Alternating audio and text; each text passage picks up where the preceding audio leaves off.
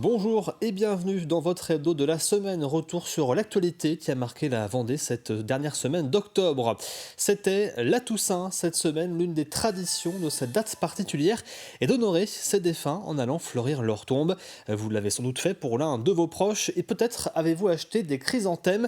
Cette plante vivace et résistante est devenue emblématique de la fête des morts. Environ 23 millions sont vendus chaque année. Alors pourquoi les Français la plébiscitent? Pourrait-elle être détrônée? Voici quelques éléments de réponse avec Mathis Pires. Impossible de passer à côté sans les apercevoir. Chez cette fleuriste, les chrysanthèmes, vedettes de la Toussaint, sont de sortie. Est-ce que celle-ci vous Pareil, bon, oui, ça me convient. Hein? Je vous mets un petit papier autour pour le transport? Oui, bah, tout à fait. Ce sera plus agréable à emmener? Merci. Appelée la fleur des morts, elle reste encore la plus choisie à cette période. Ça part vite.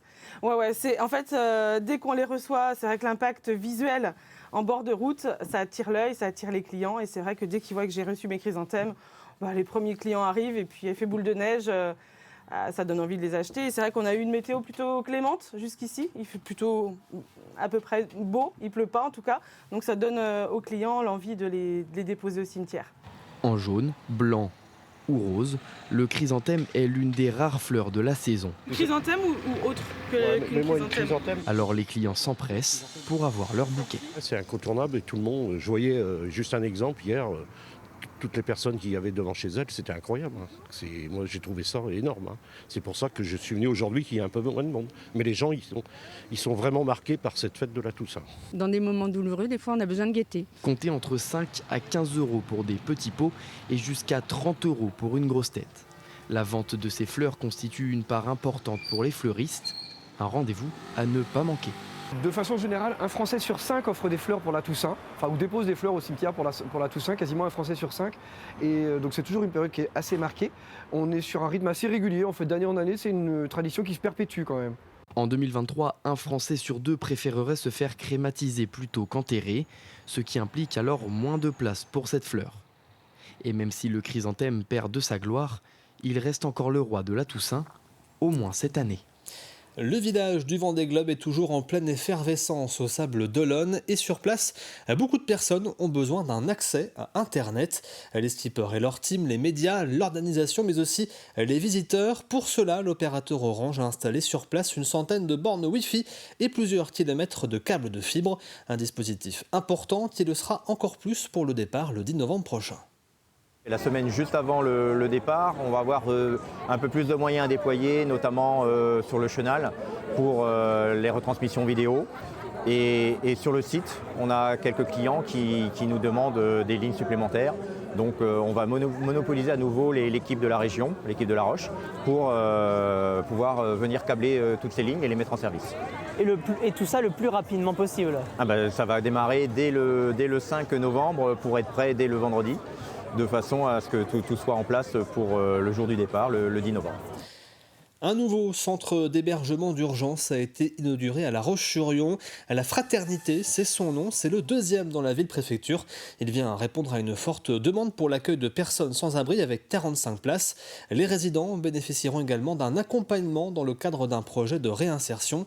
Grégoire de Châtillon a rencontré le directeur du centre. Je suis en compagnie de Marc Laporte, le directeur adjoint du centre d'urgence d'hébergement ici à La Roche-sur-Yon qui s'appelle La Fraternité. Alors pour rappel, comment fonctionne un tel centre comme celui-ci ? Alors bonjour, le centre d'hébergement d'urgence La Fraternité a 2 dispositifs. Un premier dispositif qui accueille 14 personnes orientées par le 115 pour 15 nuitées. Et au bout des 15 nuitées, les personnes peuvent rappeler le 115 pour obtenir un autre hébergement sur une autre structure ou avoir une carence pour revenir ici. Ce sont souvent des gens qui sont dans la rue. C'est des personnes uniquement des sans-abri qui appellent le 115 au petit matin à 8h30 pour essayer d'avoir une place d'urgence justement. Et puis un autre profil aussi de gens hébergés ici dans ce bâtiment. On a 31 places dans le cadre de l'opération de mise à l'abri qui existe depuis environ 2 ans pour des personnes qui étaient sans abri également et qui sont éligibles pour être sur le territoire français, qui sont demandeurs d'asile ou réfugiés et qui ont aussi besoin d'un hébergement et qui sont orientés via un SAS sur Angers et qui arrivent sur le dispositif. Ce centre d'hébergement d'urgence, il était attendu. Elle était énormément attendue, il y a beaucoup de demandes, que ce soit pour le 115, et il y a énormément de personnes qui sont dehors, pas forcément sur le territoire vendéen, et qui avaient ce besoin-là. Alors ce sont uniquement des hommes isolés, qui ont alors on peut avoir des jeunes hommes, mais entre 20 et 35 ans pour le public coma, et pour les personnes orientées par le 115, plus vieux, 35-45 ans. Alors, on l'a vu, ils bénéficient tous d'une chambre, mais aussi de pièces collectives telles cuisine, des espaces communs. Alors, ils ont des espaces communs, ils ont surtout un accompagnement individuel qui leur est proposé, une évaluation sociale pour voir quels besoins ils ont actuellement au départ de leur accueil. Et ensuite, ils bénéficient tous aussi de ces structures, de ces locaux collectifs, une laverie, une cuisine, des salles collectives, voilà, tout ce qu'ils ont besoin. Voilà ce qu'on pouvait vous dire sur ce centre d'hébergement d'urgence très attendu qui a été inauguré ici dans le sud de La Roche-sur-Yon. Nous partons du côté de Saint-Gilles-Croix-de-Vie maintenant avec cette piste cyclable qui a été inaugurée en début de semaine. Une bande protégée à proximité du lycée Adeline Boutin et qui n'est pas tout à fait comme les autres. Elle est éclairée à l'énergie solaire avec détecteur. Elle ne s'allume donc qu'au passage d'un cycliste ou d'un piéton. Un principe qui ne peut pas être installé partout mais qui correspondait bien aux abords d'un établissement scolaire. À chaque fois qu'un piéton ou un vélo s'approche de la piste, ça va se déclencher un tout petit peu en amont et ça va rester allumé à peu près 5 minutes. Donc au fur et à mesure que vous avancez, l'éclairage vous précède en fait. Et là, c'était vraiment la première fois qu'on le faisait. L'idée, c'est aussi de profiter de cette piste pour que ça soit un test et en fonction des retours aussi, l'implanter à d'autres endroits plus naturels. Et puis le solaire, c'est aussi un petit peu l'avenir. Donc on ne peut pas le mettre partout parce qu'il ne faut pas non plus qu'il y ait trop de passages, sinon ça reste allumé tout le temps et ça n'a plus trop d'intérêt. Mais voilà, sur des pistes qui sont très utilisées à certains moments de la journée, c'est intéressant. Un mot de sport maintenant et plus précisément de football. Le tirage au sort du 7e tour de la Coupe de France avait lieu mercredi et le petit poussé vendéen, le club de Saint-Philbert-la-Réorte-la Joudonnière qui évolue en départemental 3, connaît son prochain adversaire. Il s'agit du SA Mérignacais, club de régional 1. Pour les autres clubs vendéens, La Roche Vendée Football affrontera l'Olympique Cazaux. Le club des Herbiers va jouer contre une équipe de Ligue 2, l'AC Ajaccio. Et il y aura également un derby vendéen entre Fontenay-le-Comte et La Roche-sur-Yon ESO. Ce 7e tour se déroulera le week-end des 16 et 17 novembre. Ça va tellement vite que, on est forcément content. Après, on aurait pu espérer avoir un plus grand club, sans manquer de respect à Mérignac. Et on aurait pu aussi avoir un club vendéen pour faire la fête du football de Vendée. Mais on fera la fête quand même, il n'y a pas de souci. On saura recevoir Mérignac comme il se doit. D'arriver au 7e tour, c'est inespéré, donc c'est un bonus plus, tout simplement. Mais après, il ne faut pas oublier l'objectif du club, c'est vraiment la montée en D2. Donc là, un beau parcours en coupe, forcément, ça fédère, ça crée des liens, c'est très beau, très beau. La fin de l'année approche et avec elle revient la traditionnelle vente des calendriers de pompiers. C'est un temps fort pour les casernes du département. Cette vente permet ensuite d'améliorer la vie des quelques 3150 sapeurs-pompiers volontaires et professionnels vendéens, mais aussi d'organiser des manifestations destinées au grand public. Malheureusement, cette vente de calendriers, c'est aussi le moment où des arnaques se multiplient. C'est ce que nous explique Louise Viadger. Ne vous inquiétez pas, j'ai des petites règles et des petits conseils pour vous. La première, c'est la plus évidente. Vous pouvez repérer dès le premier coup d'œil, lorsque la personne est devant la porte, vous regardez leur tenue.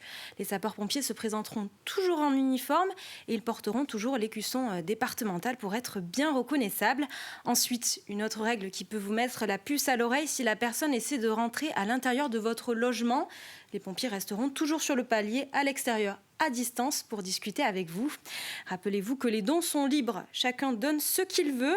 Les calendriers n'ont pas de valeur marchande en soi. En aucun cas, un pompier ne va vous forcer à donner une somme précise.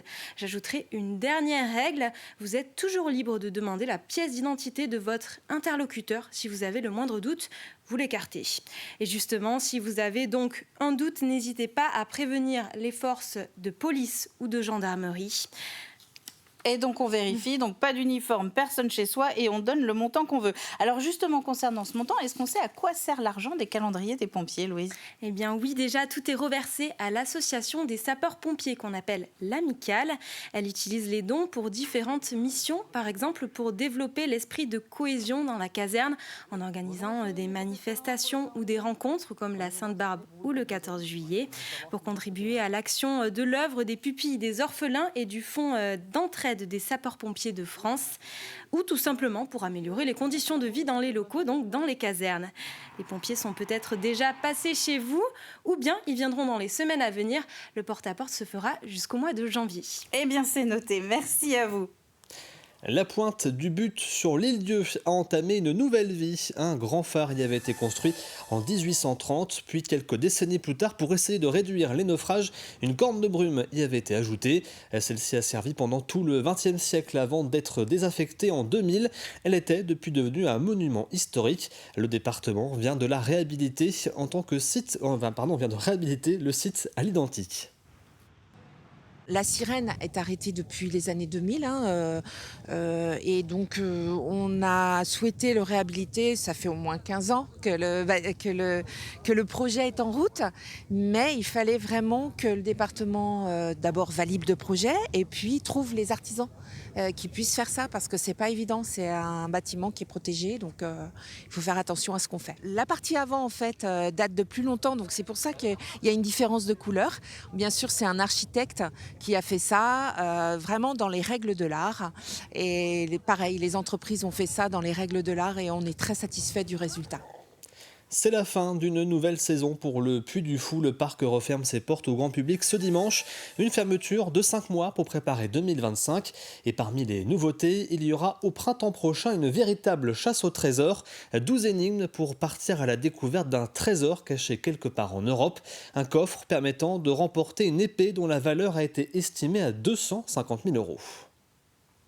Alors cette chasse au trésor, eh bien, lorsque vous vous inscrirez, eh bien, vous recevrez un petit emballage, d'un petit équipement, disons, d'un certain nombre d'éléments qui sont ceux que vous allez devoir analyser. N'importe qui peut absolument trouver l'épée, on n'a pas besoin d'être un érudit. Il faut simplement avoir l'esprit agile et en effet chercher au bon endroit. Cette chasse au trésor, c'est une façon de prolonger l'histoire de l'épée du roi Arthur, l'épée du roi Arthur étant le titre de notre nouveau spectacle. Donc c'est un peu l'objectif avec ce spectacle, là encore. C'est même clairement l'objectif, c'est-à-dire de surprendre nos visiteurs de sorte à ce que lorsqu'ils voient l'épée du roi Arthur, ils se disent mais ça n'est pas ce à quoi je pouvais m'attendre après ce que j'avais vu avant. Il faut que ça soit unique au Puy du Fou, il faut que ça soit unique au monde. Et cette semaine, vous avez peut-être fêté Halloween en famille ou entre amis. À Saint-Révérend, ce sont 350 personnes qui ont pu visiter le vieux moulin qui a été transformé pour l'occasion. Au programme de ces 2 journées d'animation, la chasse aux citrouilles et aux bonbons, bien évidemment, pour le plus grand bonheur des petits, mais aussi des adultes. Sur la période d'Halloween, on va faire Halloween pendant 2 jours au Moulin des Gourmands. On fait une chasse aux citrouilles en plus de l'offre de l'enquête policière et de la visite du moulin. Tout a été pris d'assaut, les dernières réservations se sont faites au tout début de la semaine, mais ça a déjà commencé il y a une quinzaine de jours. Les premiers, tous ceux de la matinée, ont été vraiment ravis. On a beaucoup de locaux, donc ça c'est bien.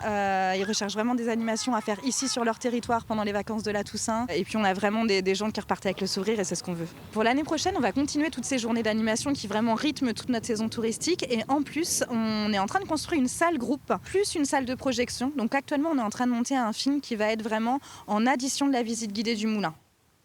C'est la fin de cet hebdo, merci de l'avoir suivi. Je vous rappelle que vous retrouvez bien sûr sur l'ensemble du week-end l'émission Le Village du Vendée Globe tous les après-midi en direct présentée par Aurélien Huard qui reçoit tous les jours les skippers qui vont donc prendre le départ de cette 10e édition du Vendée Globe le 10 novembre prochain.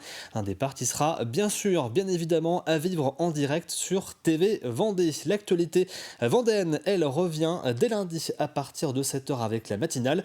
Je vous souhaite de passer d'ici là un très bon week-end sur TV Vendée bien sûr.